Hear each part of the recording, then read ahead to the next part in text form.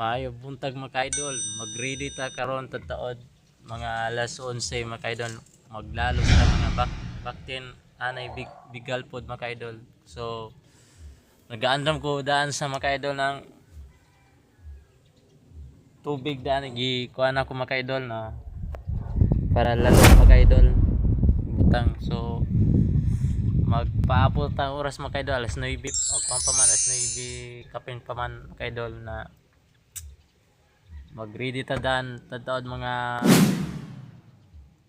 alas 10 daan kay para humol mga ka-idol na magkuanta bulan alas 11 na pwede na ihatag dito para mabahin sila mga ka-idol. Duha ka kabo ang lalog ang baktin, itagsa na ko na siya pang gamay palga na mga ka-idol kini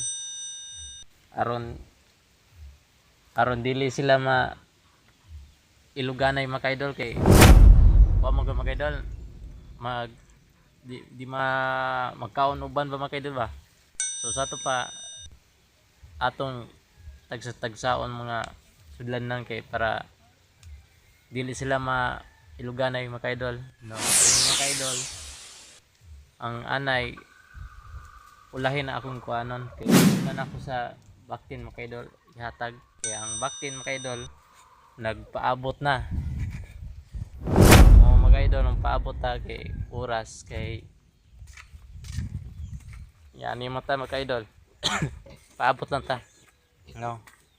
So ready na mo mga alas 11 George. Tanda sila mga ka-idol. Okay, ready na mo? Ready na mo?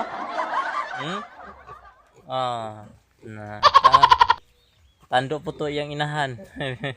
So gini mag-ready ta mga ka-idol kini mga hayop atong taga doon maayo kay bulahan mag kuanta hatag mga pagkaon. So para mahinsog bakit para bulahan de lipay ang tag-iyan so dilipas mo mga hayop. No. Okay na mo? Mao gyud. So mo mga idol kuan ra mga idol subscribe sa channel sa YouTube Marvin Balaba Vlog episode 2. So sa reels na ako sa Facebook mga idol Marvin Balaba sa akong account ilantaw ninyo sa reels mugawas mo to video mga idol moro to mga idol. So salamat kayo mga idol.